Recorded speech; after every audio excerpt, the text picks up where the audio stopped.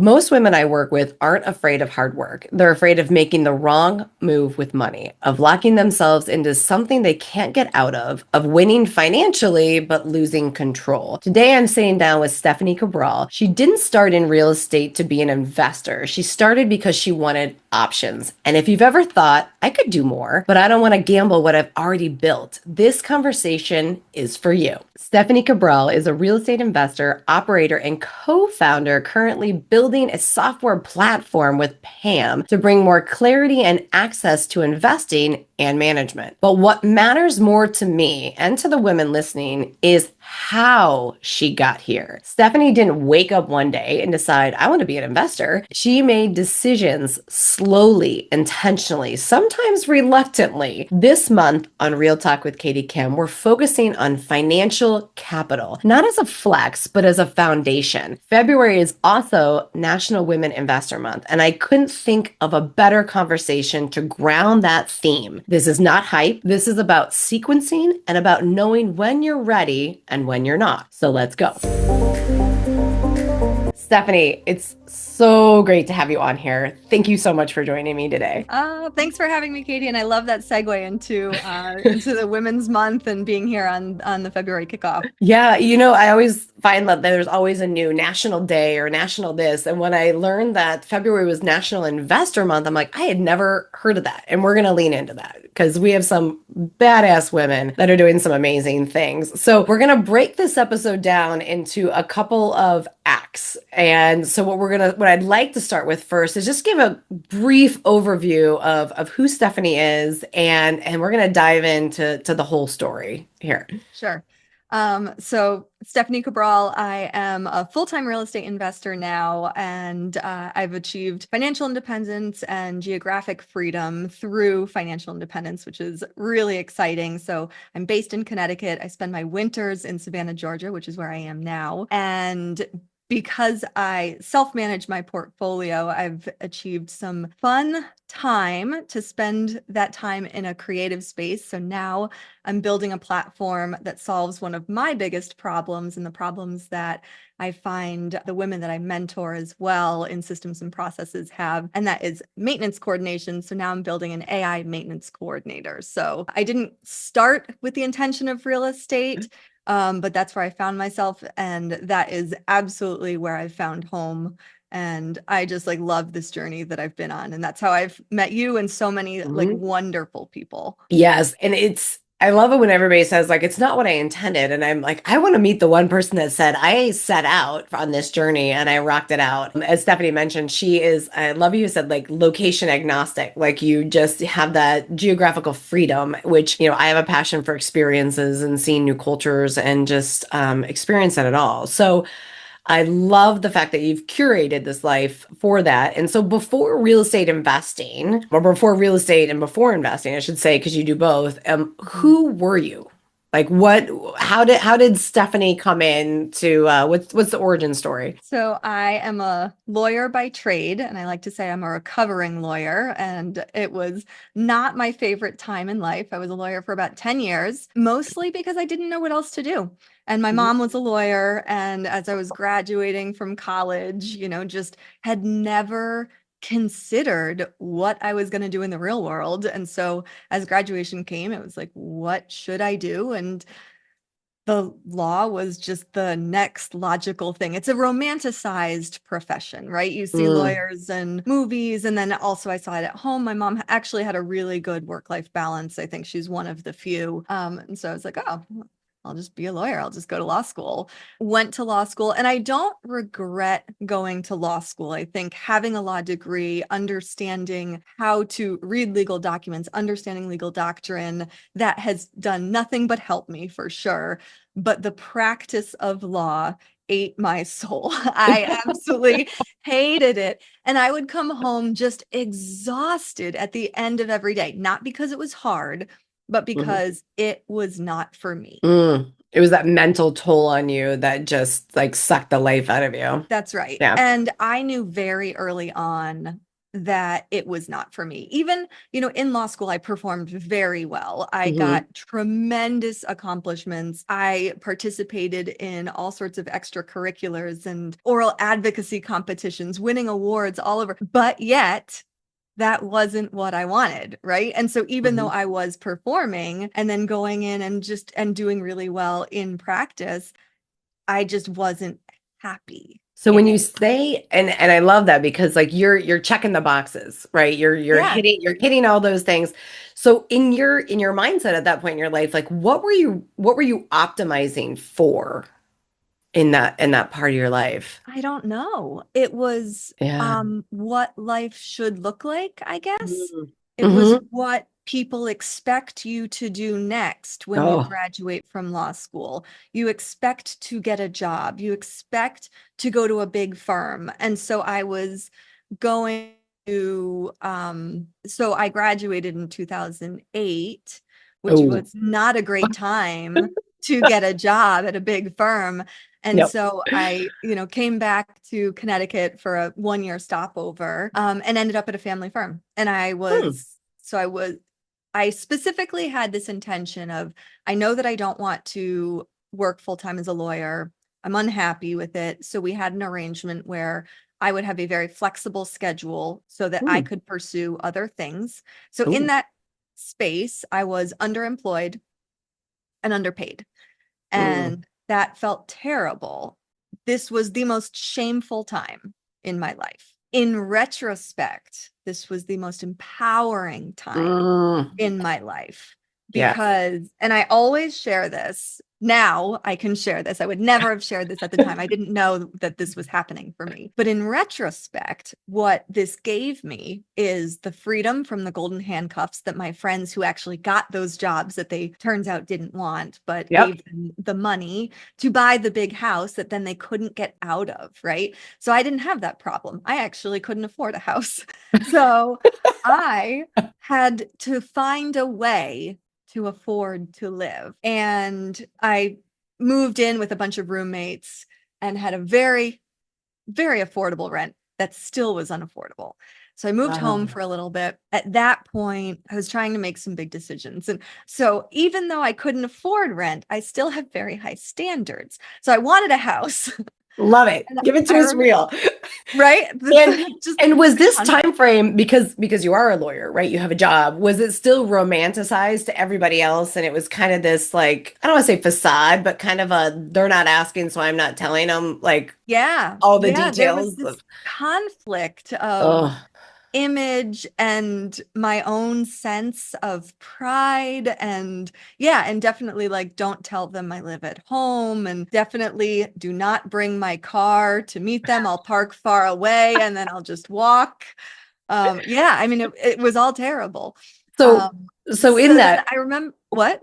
so in that moment, underpaid, right? Underemployed, living at home.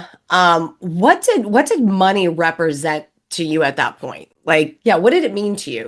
Was it something like control or was it maybe freedom or like what did it mean to you? It felt like access to Mm, something that I didn't have, okay. a key to something that I didn't have, and something that I needed to figure out. And so when my mom suggested, I'm still trying to figure out this housing situation, my mom suggested, why don't you buy a duplex?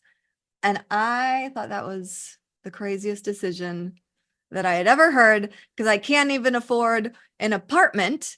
I definitely can't afford one house. How am I going to afford two houses? And then once the anger, because it was anger at this point, right? Yes. Once that anger went away and I allowed myself to listen to that suggestion Ooh. and start to say, how could that actually be a good suggestion? And then I Mm. started to talk to people who had done it and say, what did she mean by that? I couldn't ask her because it's my mom. Oh, yeah. And then when she says it and you're like, Right. I know you're kind of right, but like Yeah. you're Couldn't not ask her. giving me enough details to like execute the checklist off of, right? And she honestly didn't have enough details to give me. She just Mm, knew about the concept. So Yeah. she wouldn't have been the right person to lead me down the path, but she was the one to plant the seed. Oh, I So like that. So that was really the moment you realized, like, as she was planting that seed, that like earning money in a sense, like what's going on, what I'm doing right now is not working, right? And it's not going to get me that freedom or the access. I love that word access because it does. It unlocks those different. So then I love how you started to say, like, you started to ask other people. So how did that equate into some action for you? Like to enter into more of those conversations and really ultimately get to that first deal, right? yeah. So there was an agent that is a family friend, and he had been a flipper, he had been a landlord. And so I sat down with him and asked him, talk to me Ooh, about the numbers, talk to okay. me about why was this suggestion made? And he explained that in this situation, or with duplexes, you can actually use the tenant's income or the Hmm. tenant's rent as your own income. So now you have access to money that's not yours, that's Mm, qualifying you for a property that you couldn't afford on your own. So all of a sudden now my income didn't go up, but on paper it did. So now I mhm. can afford a property that I couldn't afford by myself. And he had enough knowledge to understand borrower's programs. So I ended up he told me about the 203K loan, which is a purchase and rehab loan. So Okay. we saw so many properties. A lot of them were in turnkey condition, but they were, not nice. And I still have standards that I couldn't afford, right? And Yes. so we end up seeing this one. And I will say, I really love this stat. He didn't find it for me. I found it, but I brought it to him because he's still holding my hand. He's still the Yep. gatekeeper of information. I don't know how to do a deal without him. So I find it and I bring it to him and I'm like, I still need your help, right? I'm not going to cut him out because I find it. What good would that do me, right? Yeah. And it's condemned. Structurally, it's condemned. There's Oh, walls in all the wrong places. keep There's, talking. right? Yeah, I know. I'm like whispering sweet nothings in your ear. Yes. I can keep There's going. no floors, there's holes in the walls. And I was like, this I is love it. it. This is it. And he's like, you are ballsy. And I was like, but how do I buy this?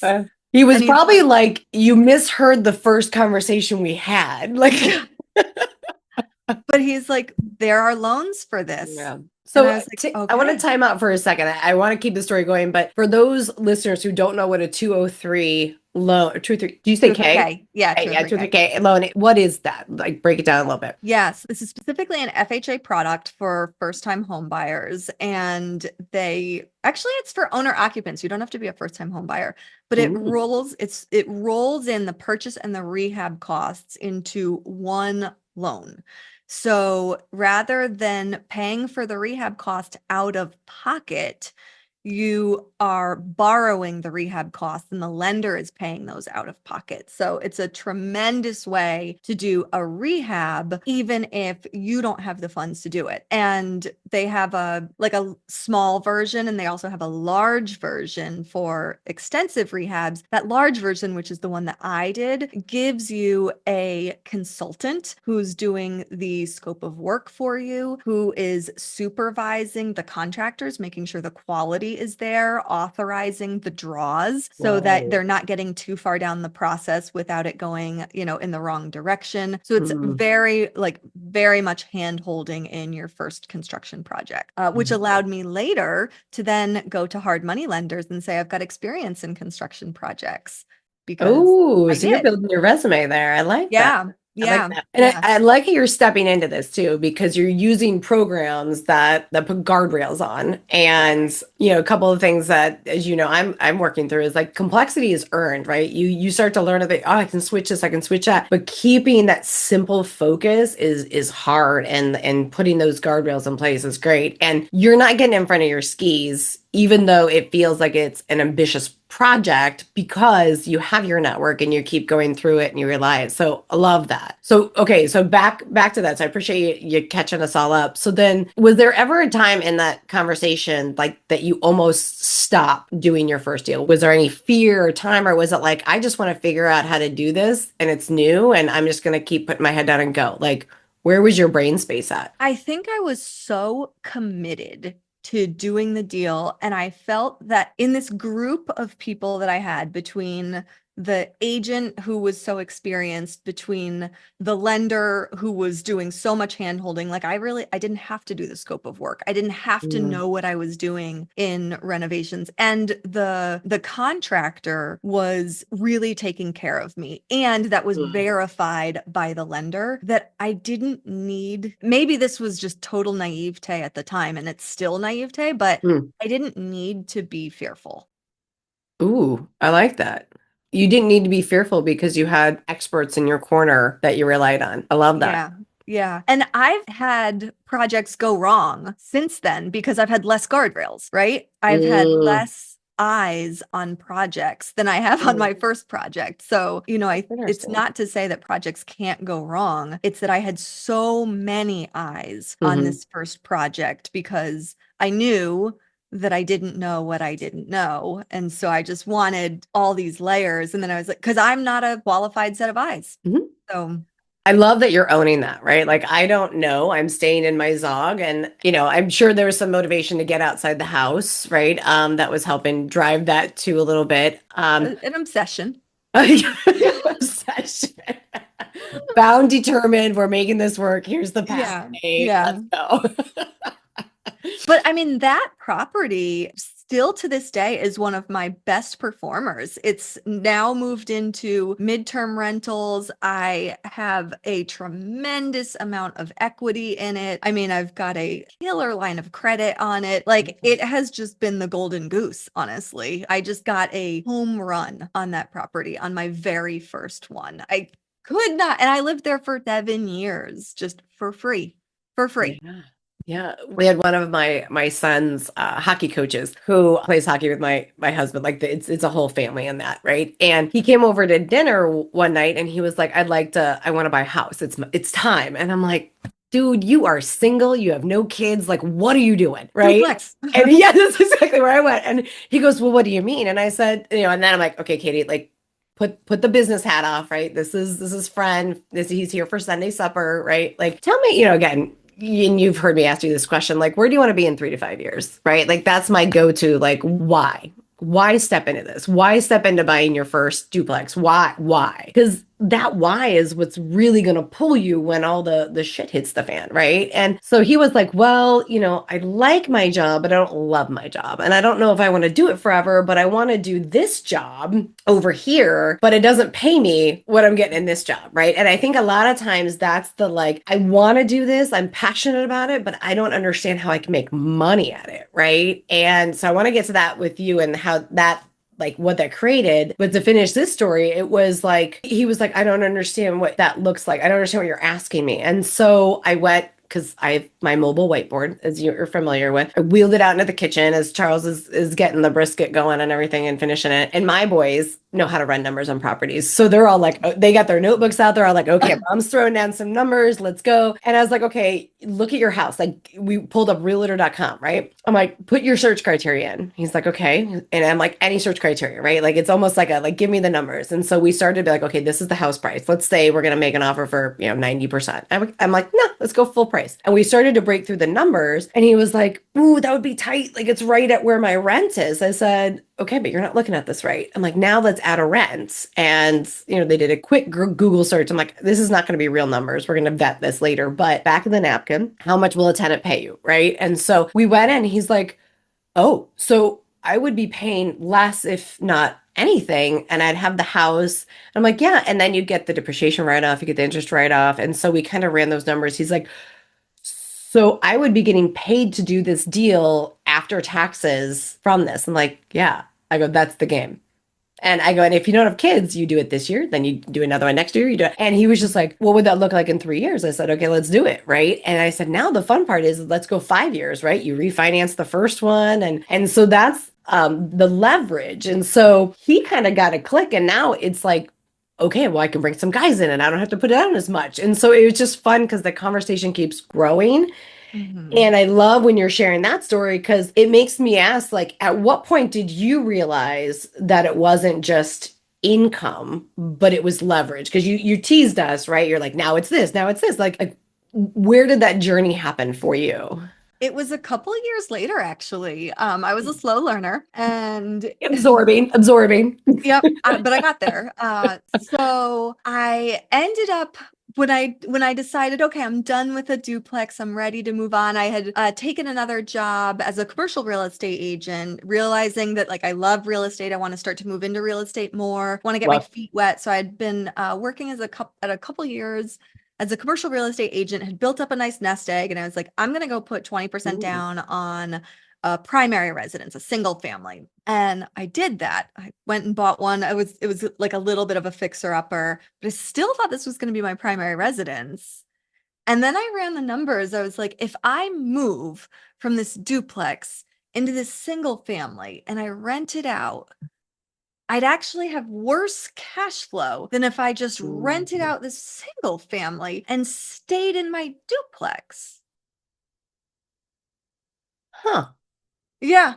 And then I was like, oh.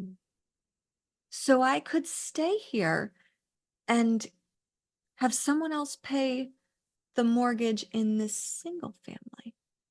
And I could then buy another single family and stay here. And then all of a sudden I was like, and I could just keep doing that. And it was in a time when the market was very favorable, where you could BURR a lot of deals. Oh And yeah. so once that clicked, I started doing, anywhere from it took, one a year and then two a year and then 2 to 3 a year for a little bit. And then I started doing, small multis and really started to do the BURR strategy more effectively for a couple golden years I until love the it. market shifted, I Ooh, think. leadership. But So yeah, it was a slow process. But once I realized, but it took me literally buying a property and then planning to move and then just doing the comparison of math and cash just doing flow. math. Yeah. I always find like when I get paralysis by analysis, just do the math. Like whatever it is, what's your time value of money, right? Like your hours, and like just do the math. Yeah. And then that for me provides a lot of clarity. So I want to go back because I just realized we've kind of jumped from you were a lawyer, you got into the duplex, and then all of a sudden you're a commercial agent, which welcome to the dark side, by the way. I didn't realize that you were. So we can exchange some more things on that.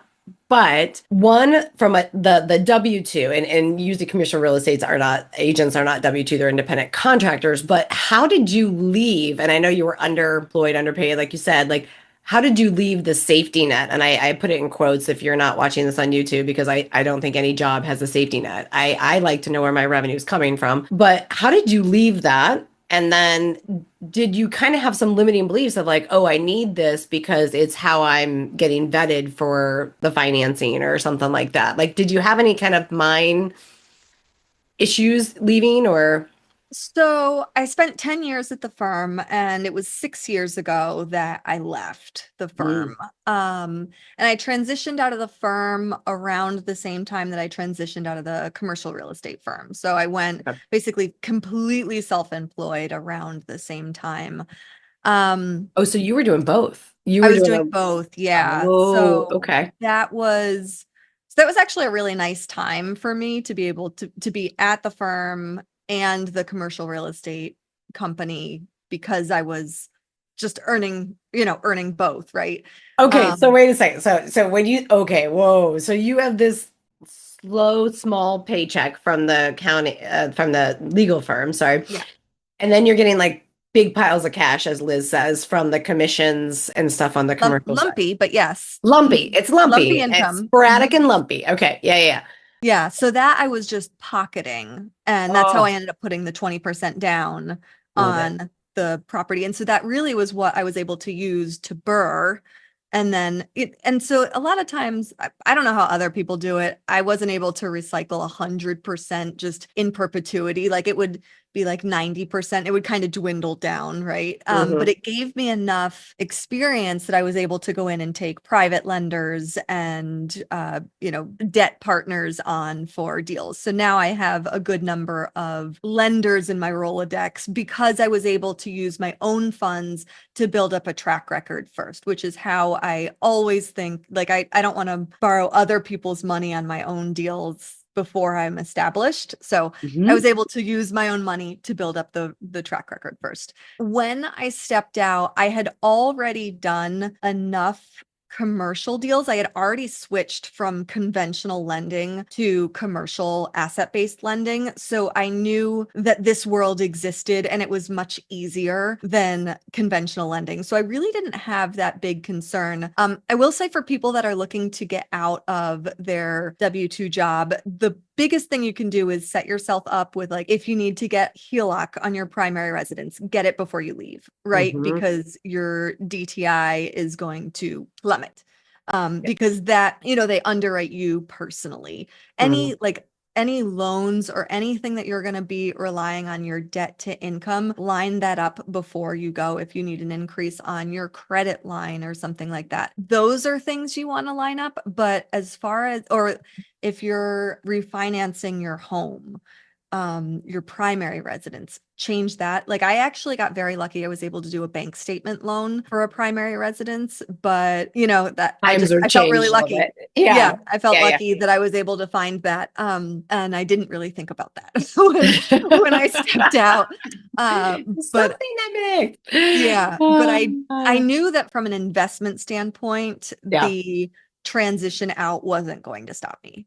Gotcha. Yeah. So then how do you realize now? Because it seems like you did one and then you're like, I can do more, I can do more. And you like you said, your nest egg was starting to dwindle down. Did you kind of play with financing options with each one? Kind of like, hey, this is kind of, or did you use the same system and just copy, repeat, copy, repeat? I used pretty much the same system, but just changed where the funds came from. So, Yeah. like, it was a BURR system pretty much for the majority of the projects. But sometimes it would come from my personal funds, sometimes it would come from a line of credit, sometimes it would come from someone else's personal funds, sometimes it would come from a self-directed IRA. It would come from a combination of those. And then more recently, I've started doing a couple creative deals where it's come Mhm. from seller financing, and then a couple, like, seller financing plus a combination of those things as well. Yeah, you kind of kept adding those tools to your toolbox Yeah. at that point. And I love that you're pulling from like the IRAs,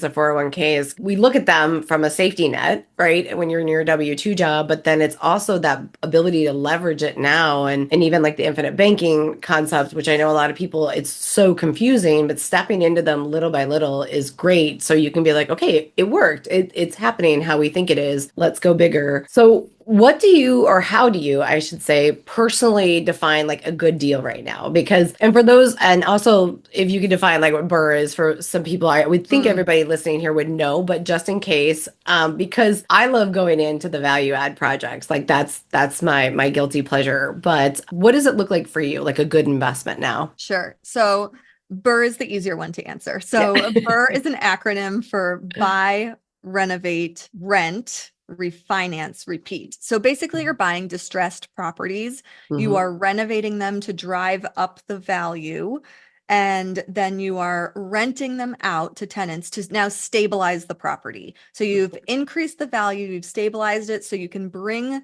this property to a lender to refinance it. When you refinance it, you can refinance at 75% of the new value. So you've purchased it, presumably, at a lower value, and your all-in costs are going to be much less than the new value. So you're Mhm. pulling out pretty much, well, the goal is to pull out less than 75%. So when you refinance, you're pulling out the equity and you're basically leaving so that you're not putting in as much money. Yeah, or you can get like some people do it where they get their initial investment out with that refinance and Yeah, then they're plus more. playing. Yeah, yes. Some people do more. I'm always like, just get your original out. Like keep the In equity the in there. good days, I was able to actually pull out. I think my best one, I pulled out like 20 grand on it, but that was Yeah. a long time ago. And it's the market of the moment, right? And that's I think where you shift when you know your numbers, you know how to evaluate those properties and going in, and I guess that kind of leads into a perfect time because with each market we look at different opportunities. So have you ever said no to a deal that looked good on paper and didn't do it? Well, I'm saying no to one right now that I would have said yes to a couple years ago. Ooh, Okay. Um, on paper, I mean, it's one that I would put no money into. Love those. Um, but it is a minimal return. It's maybe $100 a month in cash flow. So it's an Mm, infinite return, right? Zero yeah. money in, but you still have all of the exposure of repairs and maintenance. And even if you're underwriting for 8% repairs and maintenance and 5% for CapEx, and the property's in good shape, but Hmm. it always ends up being something. And so for $100 a month, is it worth it to take on a property like that? I don't know. And I mean, it's maybe $30,000 to my net worth. I don't know if it's worth it at Yeah. this point. And so I'm at a point in my career where $30,000 to my net worth doesn't excite me. Hmm. It's not nothing, but it doesn't excite me. Yeah. And I have shifted. I think we've talked about now a ton of effort for one deal. Yeah. It's got to be a really good deal for me to put a Hmm. ton of effort into something. I will put a ton of effort into a one to many touch Yeah. point, but Yeah. a ton of effort to a one touch point is not as exciting unless that one touch point is gold. So this is Ooh. a deal that I'm saying no to, even though it would have been something like this is a great deal for a newer investor, and I will probably wholesale it to a newer investor. Oh, look at that. See, and that's what I love about also having your numbers and having those guardrails of like, yes, it would give you $100 a month, 100 grand a month. You should do the deal. But I would like, do the deal. I was like, you're like, no, I would do that deal, Katie. That's But a if deal it, that you could probably figure out. I can't figure that deal out. but my latest fun, I was like, I oh, saw that.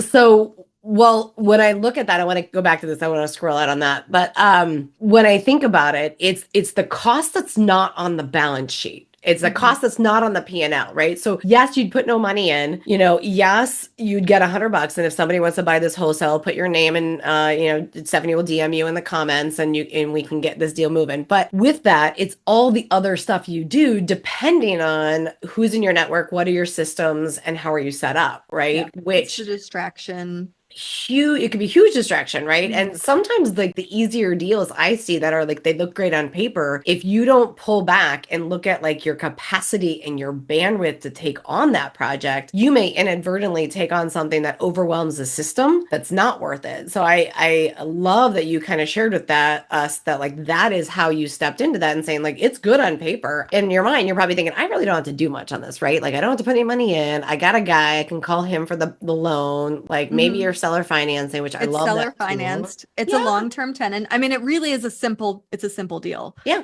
But it's It not just worth your focus. It's my not worth energy your is somewhere focus. else. Yeah, Yes. exactly. Yeah. And I want to dig in then to systems in a second. But before we go there, what's the biggest mistake as we look at, and my word for the year is focus, and we're Yeah. really focused on unfocused capital. And I think that like when you say one to many, I love that because for me to take on a deal, it has to be one to many. Like I have to be able to do all my zone of genius tasks, or I have to know what are they that I'm not doing that I'm leveraging, and then is it worth the time and the focus? Because to me the focus is my gold, right? If I can focus and do a project and rock it out and it doesn't pull me in five different directions, right? And my team's set up, we have the capacity, it's a home run. When we get a little bit, ahead of our skis, if you will, is when we don't do that evaluation of capacity and focus and like, is this an alignment? So I love that you have that criteria check. And with the question in that is, what's the biggest mistake you see maybe high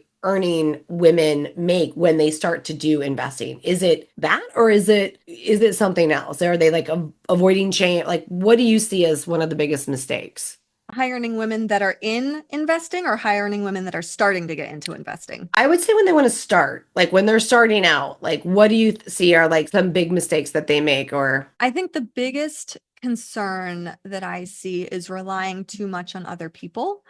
So Mm, knowing like, oh, I know somebody that does this, I'm just gonna go with them, right? oh, Kind of what I did, but I double checked everything. I double checked my numbers, right? mhm, And that's the part like, while I couldn't double check the work because I didn't mm, know what I was doing, I ran my numbers. So I consider myself a calculated risk taker. When the spreadsheet is green, that is my green light to step into something. And so I wouldn't give money or give my trust to let somebody else make a decision for me without vetting the numbers and saying, I agree that this is the right decision. And I think some people value somebody else's expertise so much that they won't make their own decisions, and that takes the autonomy out of the discussion. And I think that makes future discussions really difficult, because if that person hasn't done their own due diligence, they can't ask critical questions. They won't know if the deal is going south, right?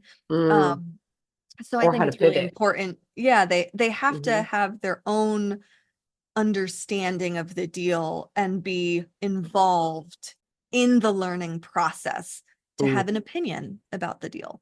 I love that. Involved in the learning process. It still doesn't mean you have to get into the weeds and do the work. And one of the things you said is like, yes, you really vetted your team that you did in that first deal. Yes, it was a family friend, but you're asking them the questions. And I think a lot of times what I see is those mistakes with those hiring women who want to get into investing, or anybody who wants to get into investing. They take advice from anybody. Yeah. And my question is always like, so what have they done? What have they owned? And I've seen people create courses, and that really high ticket courses. And then when somebody goes in and pays for them, one lady I had the conversation with this year, she's like, yeah, I bought this course for this small multis. And I realized the guy who was leading the course didn't own any small multis. I'm like, didn't you vet him before you bought this course? And she's like, Oh, well, all the examples were given, but they weren't his.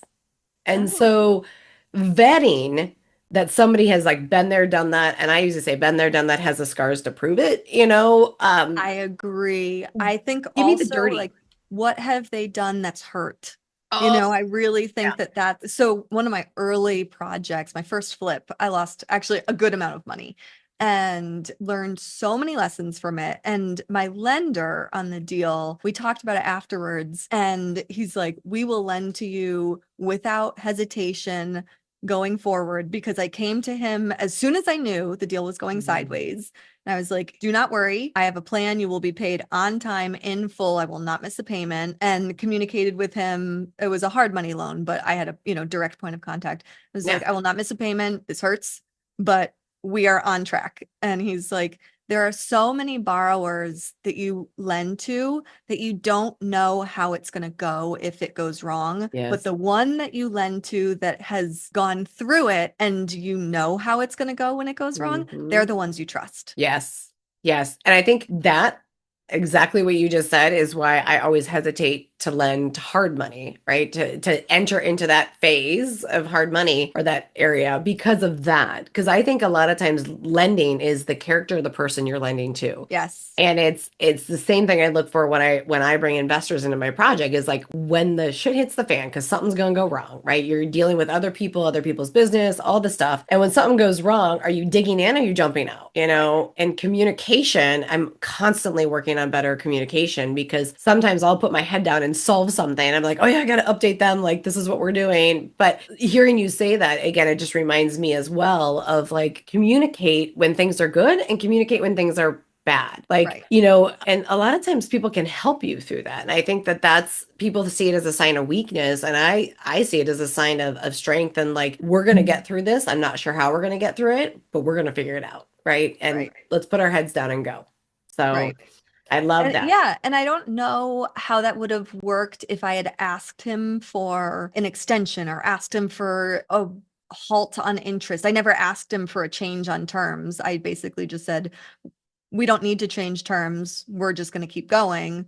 But I just want you to know, like, you're probably going to see a lot of price drops, like, don't worry. But Because I they're just watching wanted, it too, right? They're watching yeah, the stats and they're like, of wait, course. wait, I didn't want him to be like, is this gonna stop? Or were you gonna stop paying? Like, I just wanted him to know that I was on top of it. yeah. But if I had asked him, I don't know what would have happened. Maybe there would have been a Mhm. discussion. I didn't need to ask. I would have, Yeah. like, it was our first deal together. No, it wasn't our Yeah. first deal. So that was my first flip. It wasn't my first reno. It wasn't my first deal. With him. Yeah. Um, Well, and I'll tell you, like, I've been in the position where we've had to go back and ask for rates and adjustments and like help us help you. And again, it's that communication, that transparency to say like, look, we're not taking money either, right? We're not getting paid on this. Like we're in the Mhm. same boat. Like let's work together on this on it because, being a commercial, sometimes you have big spaces that the tenants just walk out on the lease, right? Yeah. And those hurt quick and fast. And so it's pivoting, but it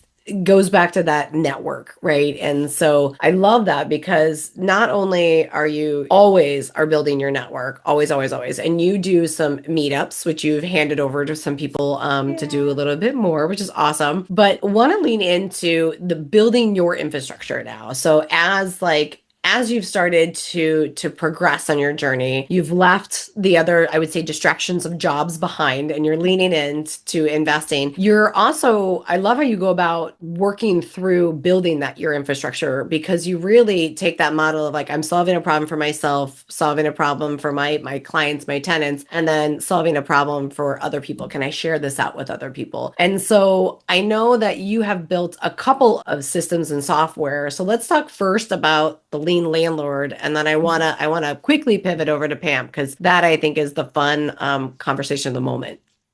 Yeah. So the lean landlord has really been the outward facing version of what I've done for myself. So I self manage my portfolio. It's expedited my financial journey and it's allowed me the indulgence of control and transparency of my portfolio. I had a property manager. I didn't like it. It didn't go Mm. well. The transparency wasn't there. The performance wasn't there. I'm a much better manager than most managers, honestly, but I don't like to be bothered, right? So, how do you self manage without being bothered? You have to have really good systems. And the other thing is, I'm not a consistent person. So, I had to build systems to create consistency for me.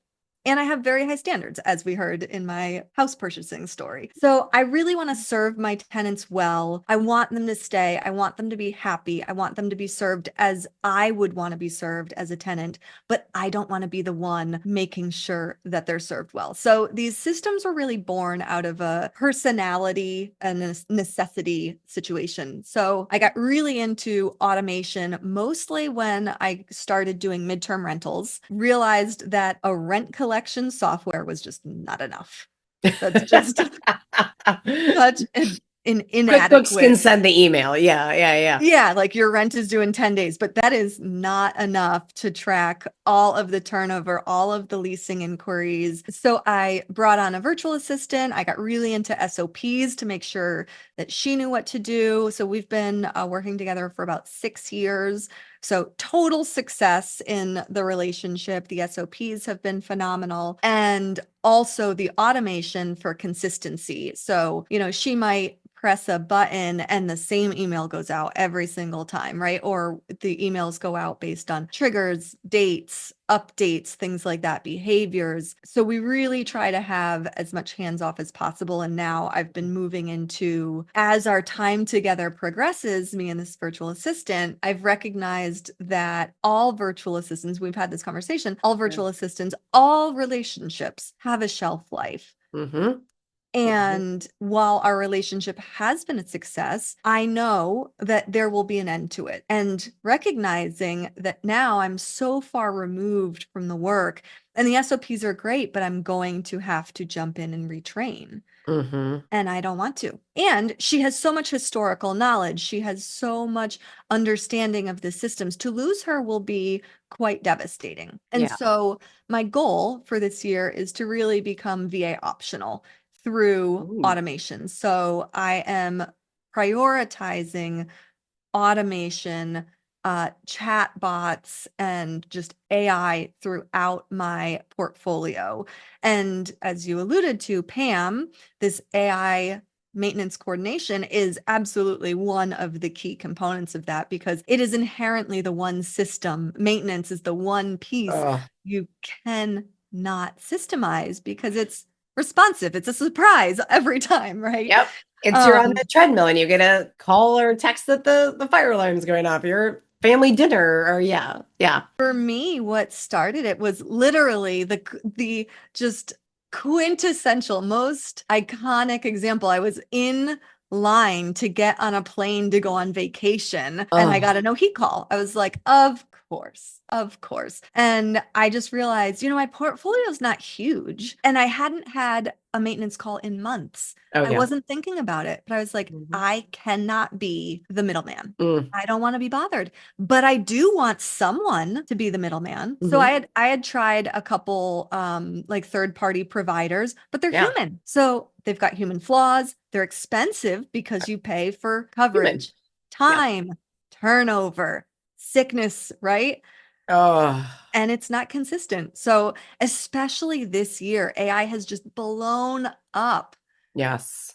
And I was like, AI can do it. AI Hmm. can do it. And I looked around and there's very few providers that are doing it. The only providers that are doing it are Oh, extremely expensive with a 200 unit minimum.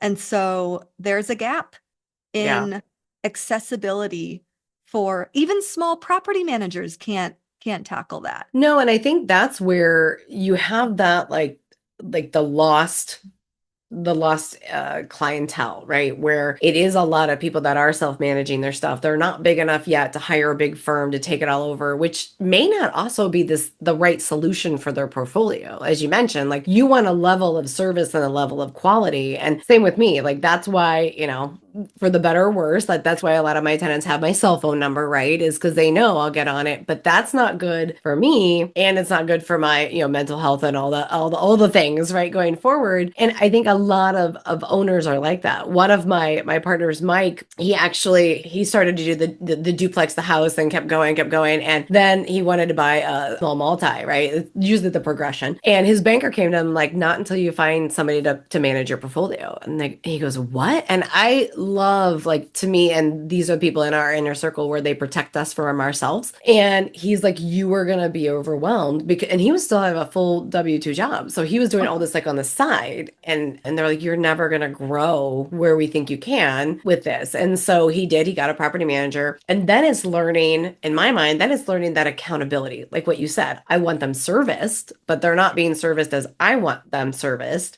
Yeah. So then how do I have accountability with this vendor? And I love how you're saying, like, even the couple of things I looked at last year to do in my business, I'm like, oh my gosh, that would tax our system. It's so overwhelming. But it's the service we want to give. Now with AI, it's like, oh, that like we can do that. And as you mentioned, it's automated. And we had a conversation offline. It's like everybody always says delegate, delegate, delegate, delegate, and then automate. And I agree with you. It's automation before delegation Yep. because that automation is delegation in a sense. And Yeah. and it's done right every time, as long as you set it up, and then you can tweak. And it does make it where I switched to VAs in December, and I was surprised how much it tackled my performance because I had to retrain her, I had to get her back up to speed. Right. And I'm thinking the same thing is like, and we've since hired an automation specialist that is now like taking our business. And the beautiful thing I was not expecting in that is seeing all the things I could automate that I didn't know I could automate or Mhm. I didn't even think about. And like picking her brain as an expert, like again, going to their Zog. And it's also helping my clients because now I'm like, mm-mm, you ain't touching that. Like we're bringing in our specialists, like let's go. And getting the data, it's almost like we all can customize these operations into our own personalized software that fits Right. our needs and our wants. And so tell us a little bit about Pam because I feel like everybody listening is probably like, yes, I feel that pain. I'm living that pain. Like, tell me who Pam is, where can I find her? Like all the things, right? So how did you step in to building Pam and like why now? And what do you see as being a differentiator? Because I mean, I would say I know a little bit about Pam more than the average because of our relationship, but I think it's a game changer for the small investor. And I'm going to shut up now because I'm so excited to hear about it. I'm just going to stop talking. Yeah. So thank you for asking. I believe that landlords are going to save significant time and have better coverage. They're Mm, going to have multilingual coverage. It's pre-trained. There's no sick days, no turnover. It's robotic consistency, right? At an mm, accessible price point because they're not paying for human coverage yeah. and with a solution like Pam. And that's resulting in higher tenant satisfaction, Yes. which results in higher tenant retention. Mm. Do you know that responsive repairs and maintenance is one of the highest drivers among tenant satisfaction, and tenants that are satisfied are 16% more likely to renew. So when Yeah. you have a solution that reduces the amount of time that a landlord is responsible for working on their portfolio in the short term, and it also reduces the amount of time and money that they have to invest in the long term, I also believe this is a game changer. So Yeah. Pam is using AI to handle tenant inquiries on the maintenance side. So a tenant submits a maintenance request. This uses existing LLMs like maintenance AI language models to have conversations with the tenant. Tell me what's going on. It identifies emergencies. It'll identify if there needs to be an active triage. Before we have a conversation, do we need to tell you how to turn the water off? Do we Yeah. need to tell you how to turn the electricity off? Let's stabilize the property, Yeah. right? The thermostat is not set to heat and you want it to heat. Well, okay, let's switch the button. Yeah. Well, so that's a diagnostic conversation. That's like, okay, let's Ooh. actually figure it out. But this is like your toilet's actively overflowing. Let's turn the water off and then we'll get to plunging. But Oh, like, you're let's not stopping. let, yeah, let's not let it just keep overflowing while we have a chat, right? So this is just like stabilize. So we'll get to triage and then it'll have a conversation, a really like guided conversation, getting down to like, what is the most likely source of the problem? Mm. From there, it'll do remote resolution. Like, let's have you try to self-help a little bit because we don't want a dispatch for change the batteries in the thermostat, or is it set to heat? If it's Mhm. not set to heat and you're trying to heat, but it's set to cool, we're not going to send somebody out, right? Like, let's do some self-help. Yeah. So we're really trying to capture the situations where a dispatch is not needed. We're also trying to capture situations where it's an unjustified dispatch. Ooh, what does that mean? Did the tenant run out of oil? Dispatching a vendor is not going to solve that. Mm. Did the tenant submit a request for wear and tear? The floors are scratched. The apartment is dirty. These are things that honestly the landlords should look at and evaluate with the tenant, and we don't want the tenant to just be taking advantage of an Yeah. auto dispatch. So we have some guardrails in place, right? So we Great. have Yeah. these evaluations, Yeah. but really like deep diagnostic conversations of figure out exactly what the problem is. So a no heat call, like figuring out what type of heat, where the source, what does it do when you turn it on, like really conversational AI. Yeah. And then I really love how complicated it is. So, well, I'll skip it, Because but the complication is going off your plate and you're like, yeah, the brain is all in Pam it's now. It's it's all in Pam. incredible. Yeah. Yeah. So what it does, well, it does all the complications in the background, but it chooses the types of vendors that can serve the project or the Mm. problem based on most cost effective. So like it's not going to choose a plumber for that clogged toilet, right? Mhm. The plumber is going to be the last choice that it has, but like you're going to go handyman, drain tech, plumber. So if you Mhm. don't have a handyman or if you don't have enough handymen, it'll then get to drain techs. If you still don't have anybody, it'll get to plumbers. We're not going to leave you hanging, but we're not Mhm. going to start at plumbers, right? So it's Yeah. really going to work through and try to give you the most economic solutions possible. Love that. Love that. But we're going to work with your vendors. If you don't have the list filled out, we're still going to try to send somebody out there. And you're Mm. just going to be alerted to based on, hey, we ended up sending a plumber, like Yeah.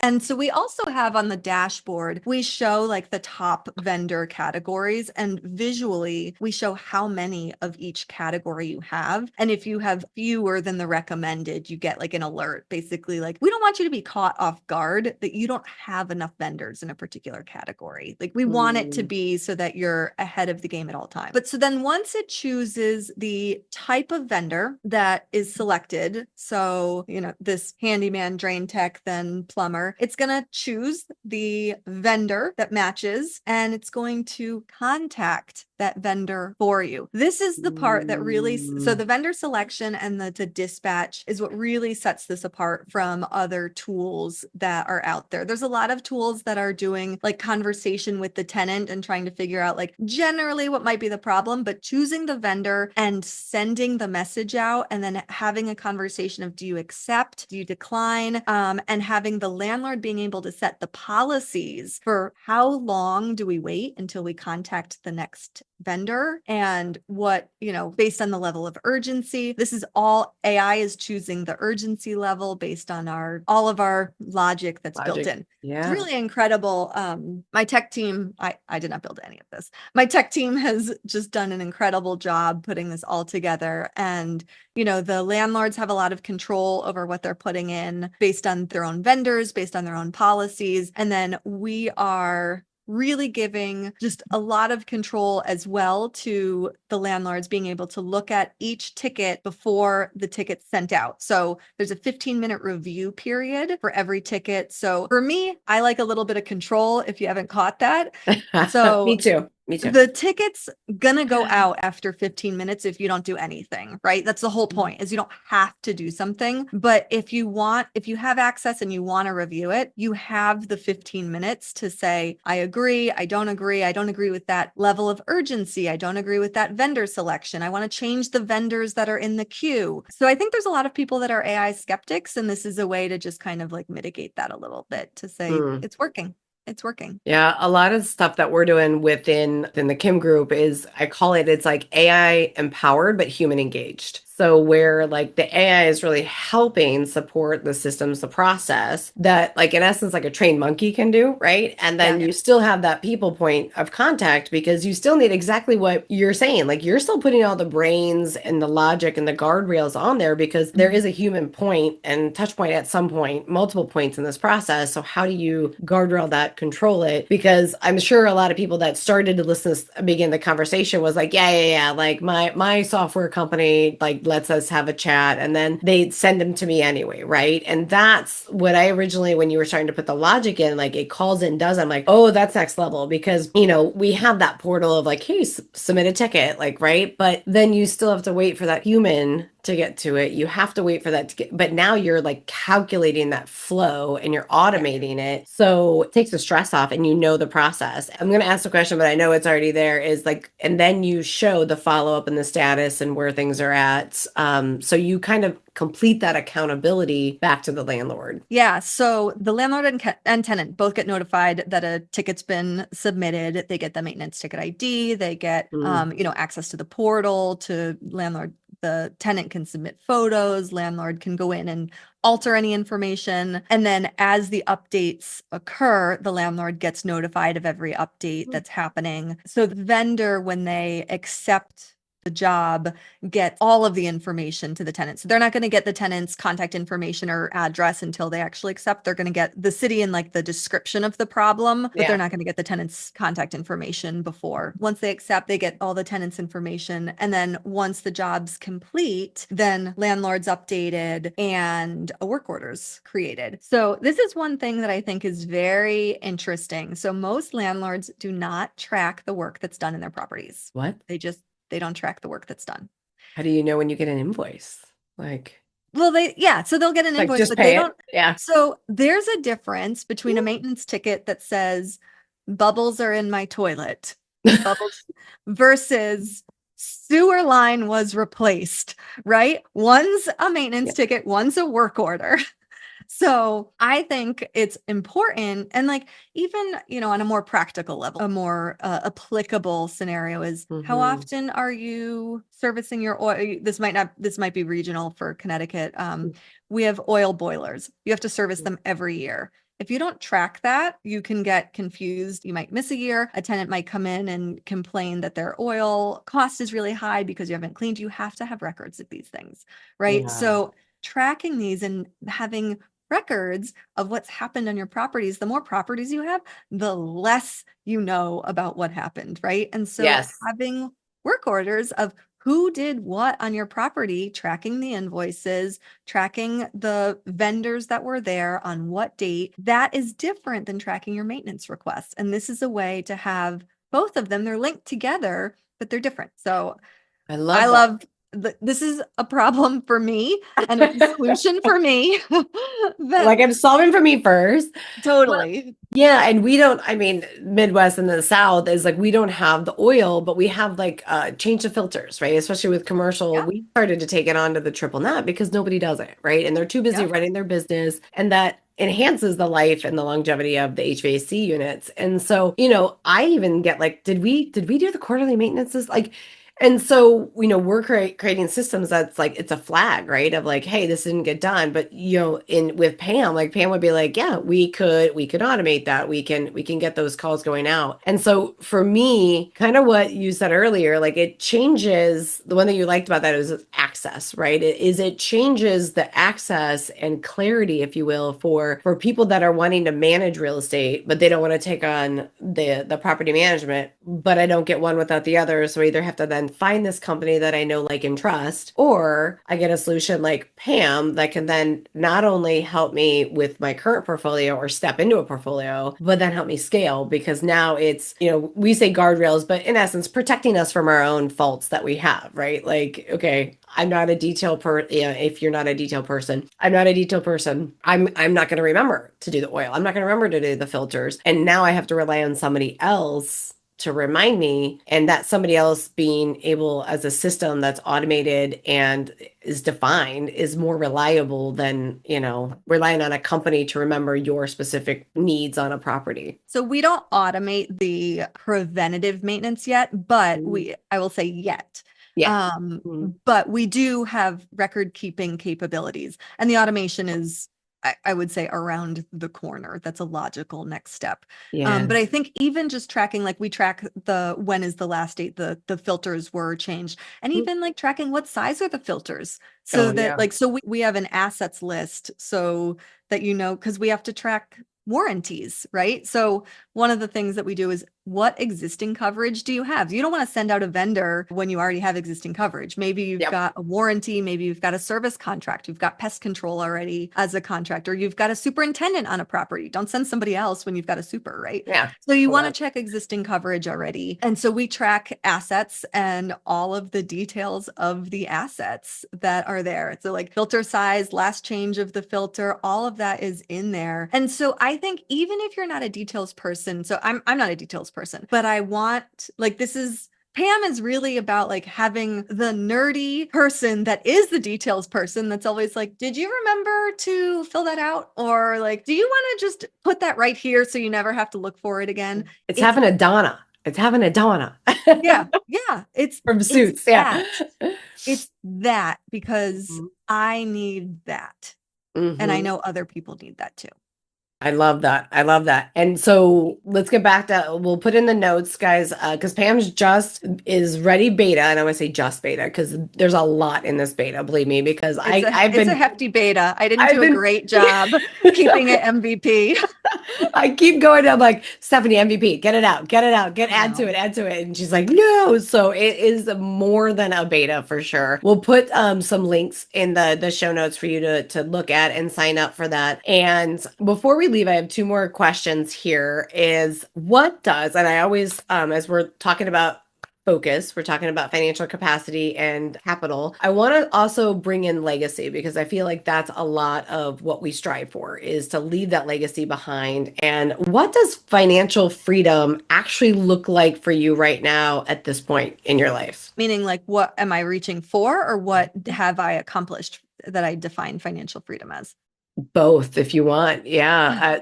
Because I feel you have reached financial freedom in the sense that you can, again, you can live wherever you want. You have the machine going, if you will. But do you think you've reached financial freedom? I mean, I've reached a level of financial freedom, right? I think Yeah. financial freedom is in milestones. So Mm. I am self-employed and I have the freedom to like my rentals pay for my life. I have the freedom to live and move and spend time in Georgia. So like, yes, I've reached a level of financial freedom that Mm. I couldn't have imagined when I worked a job. And I'm so proud of that. I also can't wait for my next level of financial freedom. And I think that that comes with more streams of income. And, so right now, like my rentals are my primary stream of income. I have a couple like lumpy streams of income, some education, some commissions. But I think really getting consistent with the mentorship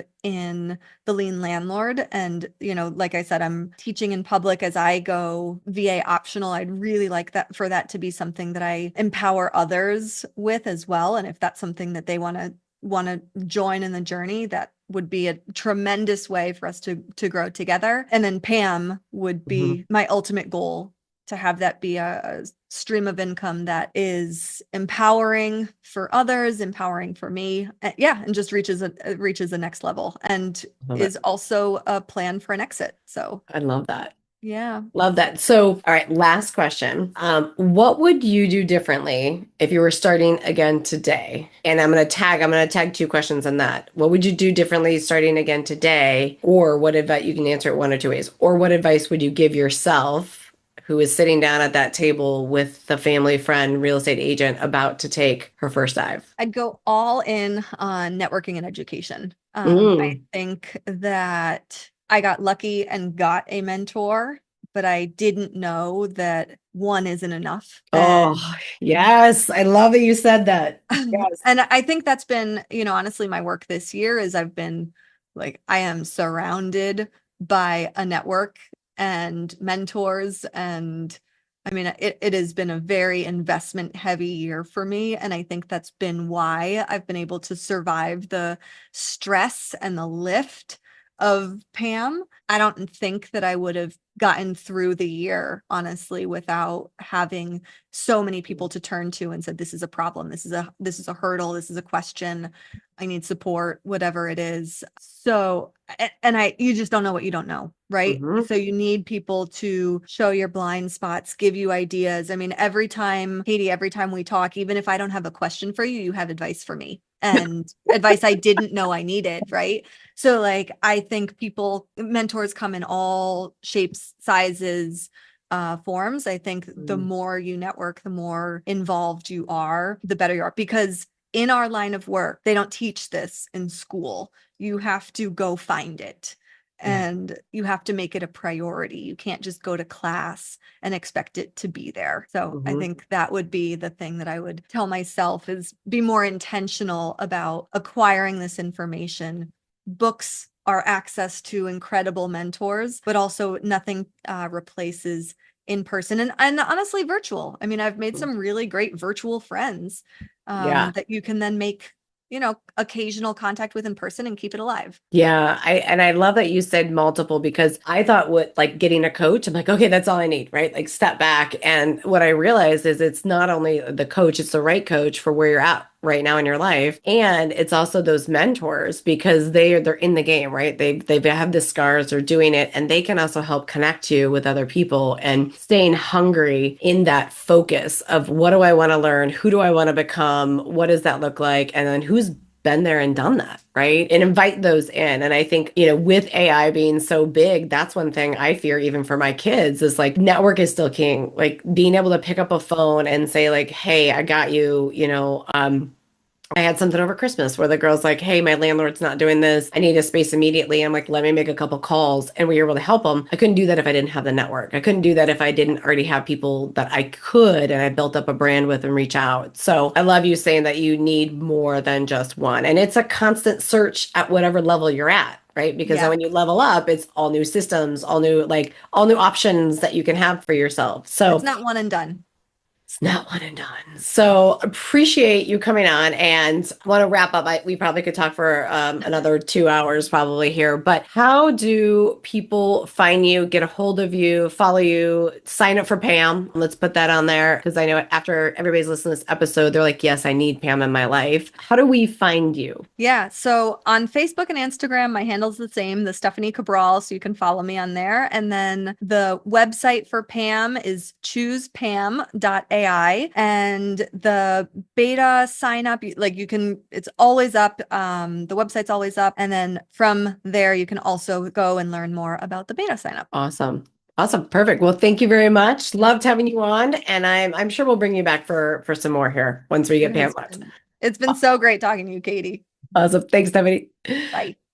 If this conversation resonated with you, here's what I want you to do next. We've created a free business growth assessment. It's not a pitch. It's not a diagnostic. It helps you understand where you're at right now, what might be holding you back, and what's the smartest next step actually is. And for the entire month of February, if you take the assessment, we're gifting you our personal financial statement, our PFS module from the Real Estate Development Academy. You'll get the exact spreadsheet I use with my clients and for myself to understand your net worth, asset distribution, properties, expenses, and tax prep all in one space. As one of my clients told me, oh my gosh, this PFS form is way better than I've had with anything before. I'll fill it out and get it back to you. Thank you so much. And she got it finished that day and off to her banker. So take the assessment, get clarity, and we'll meet you exactly where you are.